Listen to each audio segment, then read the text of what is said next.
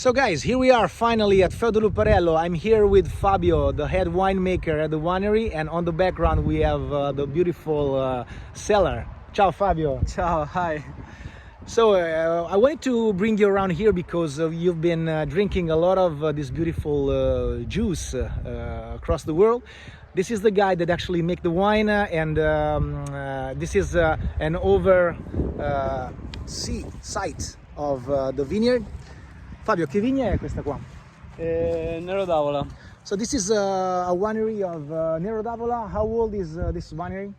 6 years. 6 years old, so pretty young vines. Let's have a closer look at the plants. You can see the soil is pretty dry, I would say. I would expect a much fertile soil, but like we are used to in market, this is really clayish and sandy, and a little bit of minerals in it. Fabio, tell us something more about this vegetation of this plant. How's it going? È molto vigorosa come pianta, la vegetazione a che punto è?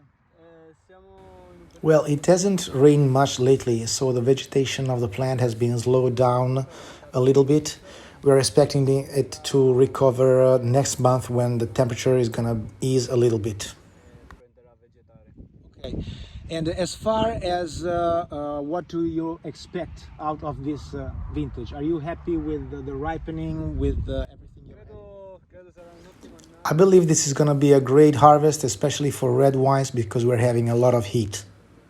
Okay, so you guys be ready for the wines. They are on the way to you. Take care. Ciao. Alright, I'm ready now. I ain't gonna fall back now. Alright, I'm taking it on me. And here we are at the rooftop of the winery.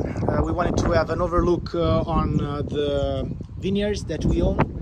We have actually at the moment 35 hectares of vineyards in production, among the 75 that actually represent the 100% potential of the wineries. Big plain, as you can see, very dry area. Vines that are grown in a Gouillot system.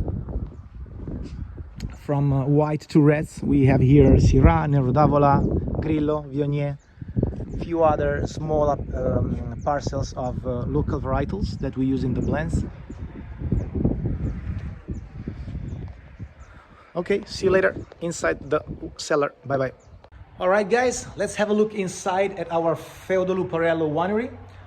Let's see where the magic happens. Getting inside, much cooler temperature, as you can imagine. It's now 34 degrees outside. And here, this is where the wines are. Basically, this is the first step after pressing. The wines are brought in these tanks where they ferment gently, nice and slowly. These are 35 hectoliters tanks. And these ones here are much bigger. I think it's 3,000 hectoliters, okay? Pretty big. All the wines are stocked here. They are cleaned during the fermentation, and they end up in these smaller tanks where they are, where they do the final fining. This is what we call the tartaric stabilization. Tartarates are crystallized through bringing the wine at very low temperature, almost freezing. The tartarates crystallize, and then they are filtered, and once the wine is bottled, we can rest assured there's no sediment in the bottle itself. Okay, much smaller tanks to give us a little bit of flexibility as far as productions. Now I'm going to check out the bottling machine. Stay tuned. Feudo Luparello's bottling line is not extremely fast, but with its 1,200 bottles per hour speed, it definitely meets our needs. Here we are at something new for you as far as Feudo Luparello production. We are in a new vineyard of Nero d'Avola.